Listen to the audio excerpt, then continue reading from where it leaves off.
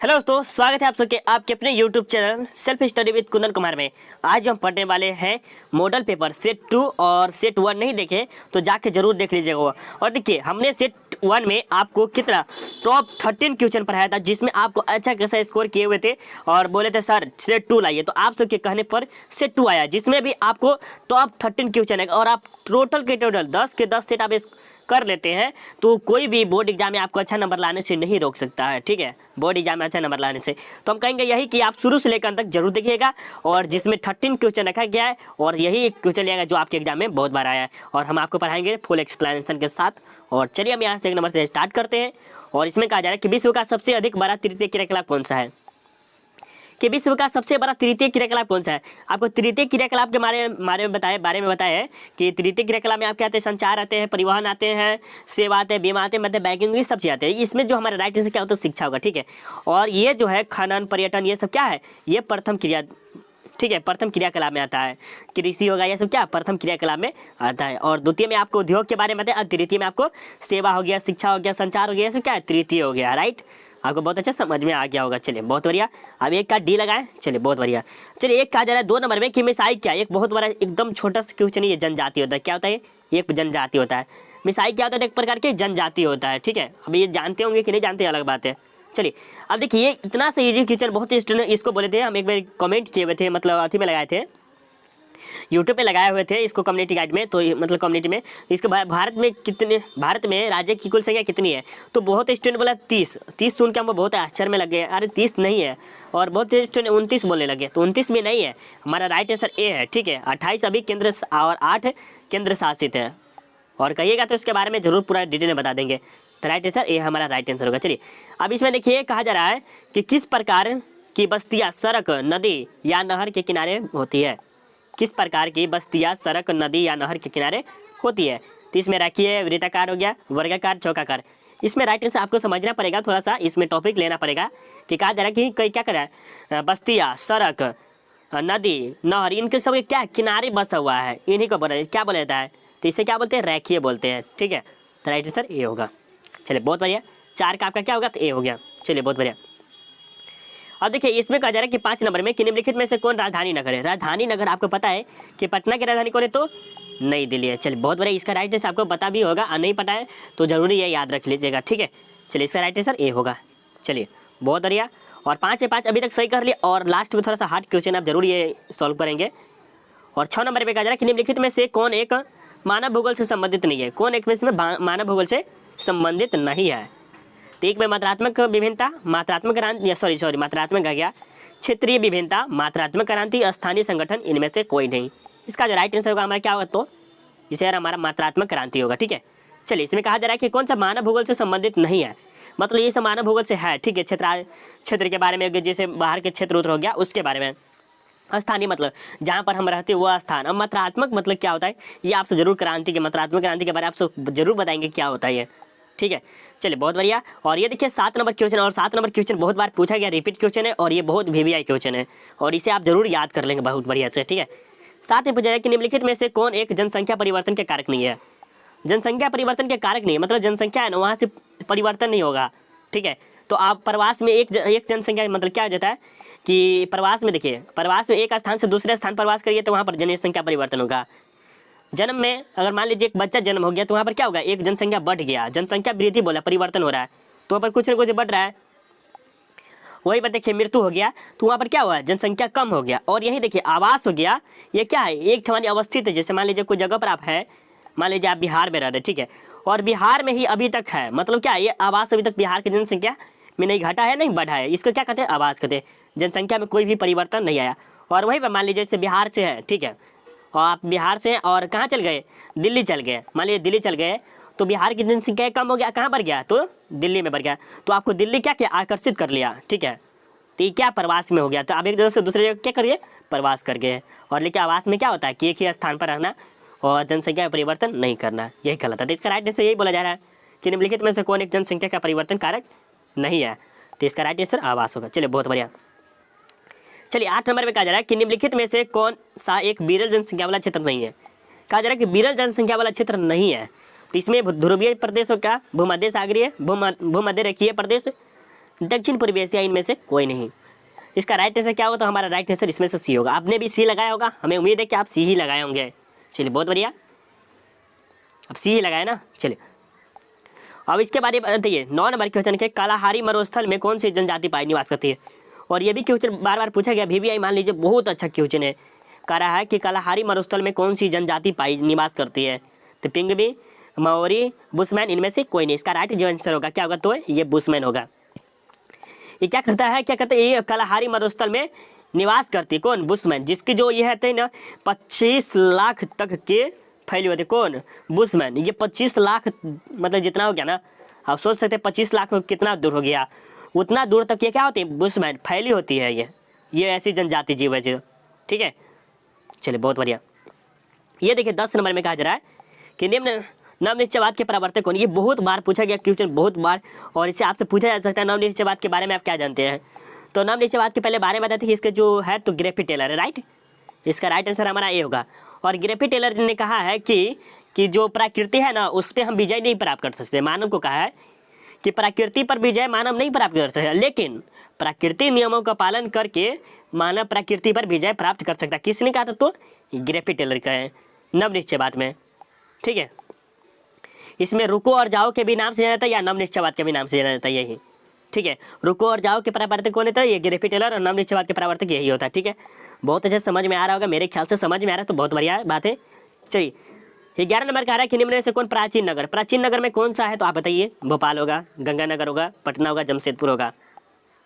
क्या इसका right answer होगा? तो आपको पता है कि पटना एक क्या है? एक प्राचीन नगर है, राइट। इसका प्राचीन नगर कौन है? तो पटना है। चलिए ये देखिए, ये भारत 12 नंबर में कहा जा रहा है कि भारत में गेहूं उत्पादन में अग्रणी राज्य कौन सा है? ये जो भारत में सबसे अग्रणी राज्य मतलब सबसे ज़्यादा उत्पादन कौन गेहूं करता है भारत में? देखिए भारत सेकेंड नंबर पे आता है किस में? गेहूं उत्पादन में। और फर्स्ट रैंक पर आता है चीन आता है, जो गेहूं का सबसे ज़्यादा उत्पादन करता है। और बता दें कि आपको जो भारत में जो गेहूं का उत्पादन होता है वह गेहूं भी और धान दोनों एक ऐसा अति है, कृषि है, जिसमें जो है किसान है ना सबसे ज़्यादा इस पर उत्पादन करते हैं। और यही इसे अग्रणी राज्य भी कहा गया। कौन है? तो सबसे पहले मध्य प्रदेश है, पंजाब है, हरियाणा है या उत्तर प्रदेश है। आप जरूर बताएंगे इसका राइट आंसर क्या होता है। ये हमारा राइट आंसर उत्तर प्रदेश होगा। और भारत का सबसे ज़्यादा उत्पादन यही करता है, उत्तर प्रदेश से करता है। 12 का आपका राइट आंसर डी होगा। उसके बाद बता दें आपका पंजाब करता है, उसके बाद आपके हरियाणा है, ठीक है।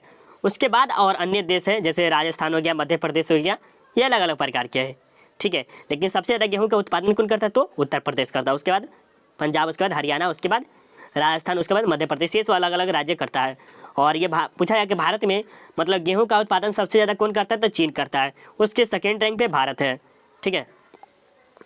चलिए देखिए, अगर हमारे चैनल पर फर्स्ट बार आए तो हमारे चैनल से सब्सक्राइब मतलब हमारे चैनल से मतलब तैयारी करना चाहते हैं इस चैनल से ही, और आपको अच्छा खासा स्कोर करना है बोर्ड एग्जाम में, तो सिर्फ इस चैनल को सब्सक्राइब कर लीजिए। लाल रंग का दिखा और बगल में बेल आइकन देख रहेगा, उसको ऑल कर लीजिए, ताकि जितने भी हम वीडियो डालेंगे उसका नोटिफिकेशन आपको जरूर हो जाता रहेगा। तो ये काम जरूर आप फॉलो कर लेंगे, ठीक है। चलिए बहुत बढ़िया। चलिए अब 13 नंबर में कहा जा रहा है कि निम्नलिखित में से कौन एक चतुर्थ क्रियाकलाप है? निम्नलिखित में से कौन एक चतुर्थ क्रियाकलाप है आपको बताना है। तो विनिर्माण, पुस्तकों का मुद्रण है, कागज निर्माण है, विश्वविद्यालय अध्ययन है। देखिए इनमें से सभी चतुर्थ क्रियाकलाप का ही है, लेकिन इनमें से सबसे ज़्यादा चतुर्थ क्रियाकलाप का सोचना पड़ेगा। तो इसमें जो है ये हमारा विश्वविद्यालय अध्यापन है, ठीक है। इसका राइट आंसर डी होगा। चतुर्थ क्रियाकलाप ये भी पुस्तक का मुद्रण ये भी आता है, कागज निर्माण ये भी आता है, विनिर्माण ये भी आता है, ठीक है। ये सब चतुर्थ क्रियाकलाप का है, लेकिन सबसे ज़्यादा ये हमारा राइट आंसर होगा डी, ठीक है। चलिए बहुत बढ़िया।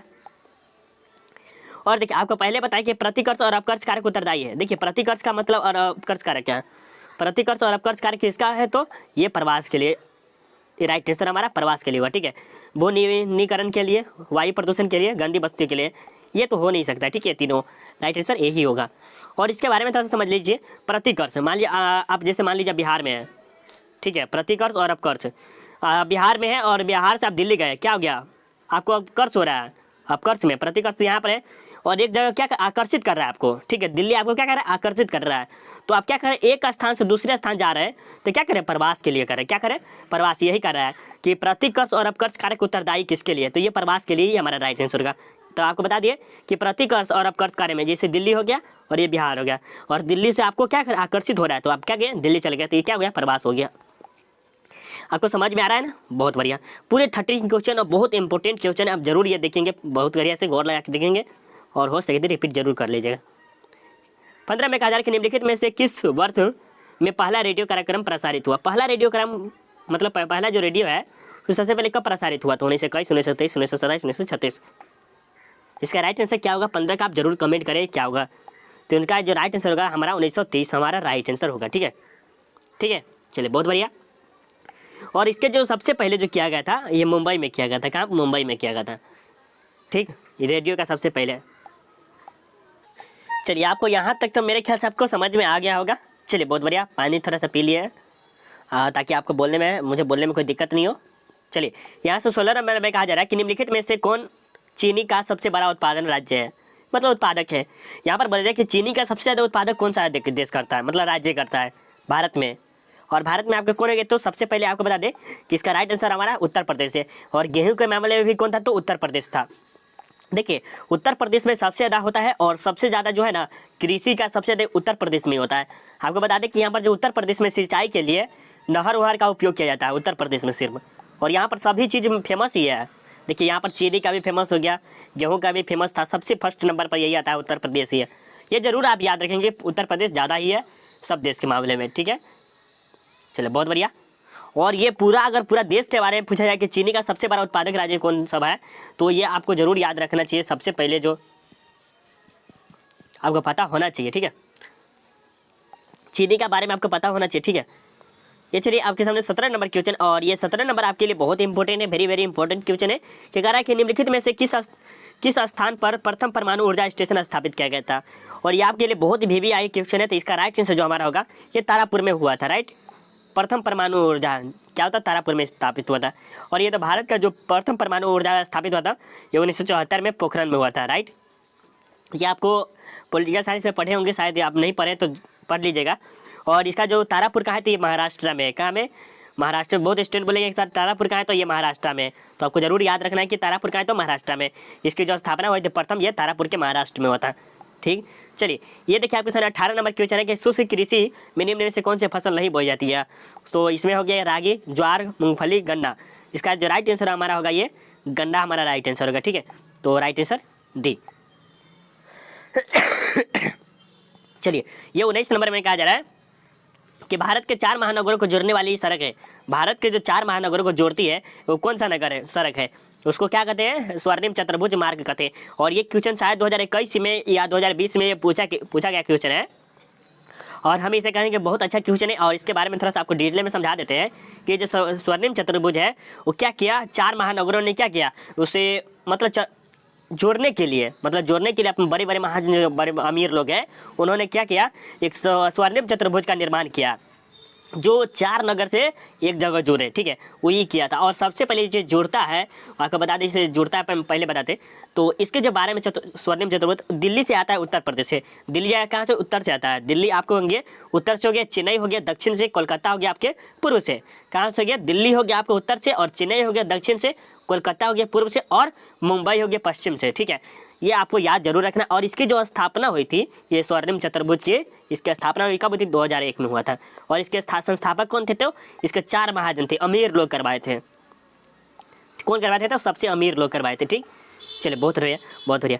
अजय देखिए 20 नंबर में कहा जाए कि लॉरेंस सार क्षेत्र प्रसिद्ध है। लॉरेंस सार, देखिए लॉरेंस मतलब आपके देखने से लग रहा है क्या होगा? लोहा होगा। क्या लग रहा है? लोहा। लॉरेंस यहाँ पर लगा है तो लॉरेंस में लोहा हमारा राइट आंसर होगा।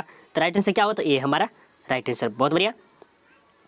चलिए यहाँ पर देखिए 21 नंबर में कह रहा है कि अंगूर की खेती कहलाती है। अंगूर की जो खेती करते हैं हम, ये क्या कहलाता है? तो ये बीटी कल्चर कहलाता है। क्या कहलाता है? बीटी कल्चर हमारा अंगूर का खेती में होता है। और बीटी कल्चर की मैं आपके समझ लीजिए, बीटी कल्चर का मतलब हो गया कि जैसे इसमें खट्टे पदार्थ का उत्पादन होता है अंगूर की खेती में। जैसे आप ले लीजिए अंगूर ले लीजिए, इमली ले लीजिए, और भी कोई चीज़ ले लीजिए, ये क्या है? बीटी कल्चर में होता है। आपको बताया कि भूमध्य सागरीय होता है। और 3-4 अंक के आपको कृषि के बारे में बताया कि चैप्टर 5 के बारे में। अगर आप चैप्टर 5 नहीं देखे तो चैप्टर 5 देख लीजिए, क्योंकि उन्हीं से लगभग 10 क्वेश्चन आपको जरूर पूछा जाता है हर बार। समथिंग 10 नंबर का जरूर पूछा जाता है हर बार, आप जाके जरूर देख लेंगे। चलिए ये देखिए 21 नंबर में 22 नंबर में ज्योग्राफी का जर्नलिस्ट के लेखक कौन है? तो इसके बारे में आपको पता है कि वारेन हेस्टिंग्स से वारेनियस हमारा राइट आंसर होगा ए। चलिए इसके बारे में आपको डिटेल में समझ गए होंगे। चलिए बहुत बढ़िया। चलिए अब इसमें के बारे में तो समझ गए, वारेनियस हमारा राइट आंसर ए होगा। चलिए अब आगे चले। अब देखिए इसमें कहा जा रहा है 23 नंबर में कि निम्नलिखित में से कौन तृतीय क्रियाकलाप है। तृतीय क्रियाकलाप का अर्थ होता है कि आपको पहले बताया कि सेवा, संचार, ये सब क्या है तृतीय क्रियाकलाप। तृतीय क्रियाकलाप में आपके होंगे व्यापार हमारा राइट, और जो प्रथम क्रियाकलाप है आपके हुए खेत हो गया, मछली पकड़ना, कृषि करना, ये सब क्या है, ये प्रथम क्रियाकलाप है। आपसे पूछाएगा प्रथम क्रियाकलाप के 4 उदाहरण दीजिए, 3 या 4 उदाहरण दीजिए। प्रथम क्रियाकलाप के 4 उदाहरण दीजिए तो क्या दीजिएगा, खेत दे दीजिए, मछली पकड़ना, कृषि करना, और क्या दीजिएगा, और कुछ और सोच सकते हैं अपने मन से, पशुपालन करना, ये हो गया। देखिए क्या होगा, खेत करना, मछली पकड़ना, कृषि करना, पशुपालन करना, ये सब क्या है तृतीय क्रिया मतलब प्रथम क्रियाकलाप में आता है। तो इसमें क्या होगा 2 नंबर आपको मिल जाएगा। लेकिन खास करके से तृतीय क्रियाकलाप से पूछा जाता है, कहता है कि तृतीय क्रियाकलाप के 4 उदाहरण दे, तो एक दे दीजिएगा व्यापार दे दीजिएगा, संचार दे दीजिएगा, बैंकिंग दे दीजिएगा, बीमा दे दीजिएगा, सेवा दे दीजिएगा, ये सब क्या है तो तृतीय क्रियाकलाप है। राइट, बहुत बढ़िया। इसमें से भी आपको 3 नंबर क्वेश्चन आ गया, और ये क्वेश्चन पक्का ये पूछेगा तो पूछेगा, ये देख लीजिएगा पूछेगा। देता है उम्मीद है कि चैप्टर 5 से इतना है कि 5-6 प्रश्न जरूर पूछेगा, क्योंकि प्रथम, द्वितीय, तृतीय इनमें से कोई एक प्रश्न पूछेगा, और हर साल पूछता भी है। चलिए 25 नंबर में कि निम्नलिखित में से कौन एक महाद्वीप में जनसंख्या वृद्धि है। आप बोला है कि सबसे ज़्यादा किस महाद्वीप में सबसे जनसंख्या वृद्धि हो रहा है। क्या बताइएगा कि सबसे ज़्यादा जनसंख्या किस में वृद्धि हो रहा है, तो इससे किस में हो रहा है, तो एशिया महादेश में हो रहा है। ठीक है, और उसके बाद सेकेंड नंबर है क्या, अफ्रीका महादेश में, और इसके बाद यूरोप महादेश में। मतलब 3 नंबर में, फर्स्ट में अब एशिया महादेश में, बी में हो गया आपके अफ्रीका महादेश में, थर्ड में हो गया आप यूरोप महादेश में। ये है ना सबसे जनसंख्या वृद्धि वहीं पर होता है। और बता दें कि एशिया महादेश में हम सभी रहते हैं और आप भी रहते हैं। ठीक है, जहाँ इसके बाद अफ्रीका महादेश होता है, उसके बाद अब यूरोप महादेश होता है, जहाँ पर सबसे ज़्यादा जनसंख्या क्या होता है, वृद्धि होता है वहाँ पर। और आपको बता दें कि जो सबसे अधिक जनसंख्या वाला देश है, सबसे अधिक जनसंख्या वाला देश हो गया, आपसे ज़रूर कमेंट करेंगे कि सबसे ज़्यादा कहाँ पर आबादी है। ठीक है, सबसे ज़्यादा जनसंख्या वाला देश कौन सा है, तो बहुत अच्छा आप कमेंट किए चीन। चलिए चीन कमेंट करने वाले बहुत अच्छा। उसके बाद आपके हो गया भारत, उसके बाद अमेरिका, उसके बाद इंडोनेशिया, 3 ही 4 रखें, या पाकिस्तान भी शायद है। इतना याद रखिए, बहुत हो गया। ठीक है, चलिए बहुत बढ़िया। ये देखिए आपके सामने 25 नंबर क्वेश्चन है, कह रहा है कि वह कौन सा एक सबसे सस्ता परिवहन साधन है जो भारी सामान और लंबी दूरी के लिए उपयुक्त है। अब देखिए इसमें कहा जा रहा है कि पहले जो आप पढ़े होंगे शायद 3 या 4 चैप्टर में पढ़े होंगे, कि उसमें कहा जाता है क्या कि सबसे सस्ता परिवहन और भारी सामान के ले जाने के लिए। जैसे मान लीजिए आपको 1 क्विंटल सामान ले जाना, तो हवाई जहाज़ से ले जाइएगा तो आपको बहुत महंगा पड़ जा सकता है। लेकिन आप समुद्र मार्ग से जब लाइएगा, जल मार्ग से आप कहते हैं, उससे लाइएगा तो आपको क्या होगा, बहुत सस्ता में आपका काम हो जाएगा, बहुत कम दाम में इसका काम हो जाएगा। तो इसका राइट आंसर जो हमारा होगा सी होगा। ठीक है, सबसे सस्ता परिवहन ये है, जल परिवहन। चलिए 2 नंबर में 26 नंबर का आ जा रहा है, 2 देशों के मध्य व्यापार कहलाता है। 2 देशों के मध्य व्यापार क्या कहलाता है, तो ये हमारे अंतर्राष्ट्रीय व्यापार कहलाता है। ठीक है, और हम सिर्फ आपको समझाने के लिए इतना करते हैं, और नहीं तो हम सीधे ना टिकट करवाते करवाते आपको टाइम पास करवा देते। लेकिन ये मेरे ख्याल से बहुत बैड है, और हम यही कहेंगे कि थोड़ा सा समझ के कहीं भी पढ़िए, थोड़ा सा समझ के नॉलेज के साथ पढ़िए, क्योंकि बोर्ड आपका बहुत हार्ड क्वेश्चन नहीं दे रहा है और नहीं ज़्यादा ईजी भी दे रहा है। जो पढ़े उसके लिए तो हार्ड है, और जो नहीं पढ़े उसके लिए जो पढ़े हैं उसके लिए तो ईजी है, और जो पढ़े हैं उसके लिए ईजी है, जो नहीं पढ़े उसके लिए हार्ड है। तो इसका लिए हमारा राइट आंसर बी होगा। चलिए ये 27 नंबर है कि निम्नलिखित में से कौन एक ऊर्जा का गैर परंपरागत स्रोत है। गैर परंपरागत स्रोत है मतलब इसमें से एक बार खत्म हुआ तो दूसरा बार नहीं आएगा। इसका जो राइट आंसर है पवन ऊर्जा, सौर ऊर्जा हमारा राइट आंसर है। जैसे सौर ऊर्जा हो गया, पवन ऊर्जा हो गया, जल ऊर्जा हो गया, जल विद्युत हो गया, ये सब क्या है, एक ऊर्जा। हाइड्रोजन, कार्बन डाइऑक्साइड, ये सब क्या है, एक ऊर्जा है जो एक बार उड़ गया खत्म हो गया। राइट, दूसरा नहीं हो सकता है। समझ गए, चलिए बहुत बढ़िया। अब बोला जा रहा है कि 28 नंबर की निम्न में से कौन खाद्य फसल। आपको पता है कि गेहूँ सबसे खाद्य फसल है, उसमें जब तक खाद नहीं डालेंगे तब तक ये होने वाला नहीं है। तो इसका राइट जो आंसर होगा हमारा ये होगा। चलिए 29 नंबर में कहा जा रहा है कि ब्राज़ील के कॉफ़ी बागान को क्या कहा जाता है। ब्राज़ील के जो कॉफ़ी बागान है उसको क्या कहता है, फेजेंडा कहा जाता है। ठीक है, इसका जो राइट आंसर होगा हमारा ये होगा। चलिए बहुत बढ़िया। और 30 नंबर में चलेंगे और इसके बाद कुछ टॉपिक पे बात करेंगे, उसके बाद मिलेंगे सेट 3 में। बिस्कुट उद्योग किस प्रकार के उद्योग है। कि बिस्कुट जो उद्योग ये उपभोक्ता उद्योग है। आप देखिएगा पढ़िएगा, पीछे शायद कुछ लिखा रहता है उसके बारे में, उपभोक्ता उपयोगी है। ठीक है, और देखिए बहुत से स्टूडेंट करते हैं सर आप इकोनॉमिक्स क्यों नहीं ला रहे। इकोनॉमिक्स के लिए आपको सॉरी, लेकिन जब ये एक जो मेरा जो हम जिसको है ना उसको लिखने के लिए दिए वो थोड़ा सा लेट लगा दिया। ठीक है, तो इकोनॉमिक्स का अभी तक एक भी सेट नहीं बना हुआ है। तो इकोनॉमिक्स का जब भी सेट बनेगा तो 2, 3, 4 सेट एक भी डाला फटाफट डाल देंगे। उसके लिए अगर आप चाहते हैं कि ज्योग्राफी का सेट 3 आए तो आप ज़रूर कमेंट कीजिए। और ये वीडियो कैसा लगा, आपको डिटेल में अच्छा लग रहा है कि नहीं लग रहा है, ये आप क्या करना है इसमें कमेंट कर देना है। और आप अगर चाहते कि PDF मिले तो PDF के लिए आप कुछ नहीं करना, रुक जाइए, आप कमेंट में ज़रूर कहिएगा कि अच्छा लगा कि नहीं लगा, ठीक है। कमेंट जरूर कीजिएगा और लाइक तो सभी आदमी बनता है अभी, और हो सके तो अभी शेयर कर दीजिएगा, ठीक है। और चैनल पर फर्स्ट बार आए तो चैनल को सब्सक्राइब जरूर कर लीजिएगा। और यहीं पर आपको PDF मिलेगा, सर्च कर लीजिएगा, यहीं पर मिल जाएगा, ठीक है। बाकी आपको नंबर दे देते हैं 85 78 00 27 39, इस नंबर पे भी आप कांटेक्ट कर सकते हैं, ठीक है, PDF के लिए। हाँ, और बाकी चाहते हैं कि आप सब शेयर कर दीजिएगा तो मज़ा आ जाता है थोड़ा सा, ठीक है। और लाइव क्लास का भी फार्मूला जल्दी स्टार्ट कर रहे हैं, मज़ा आ जाएगा। चलिए बाय बाय।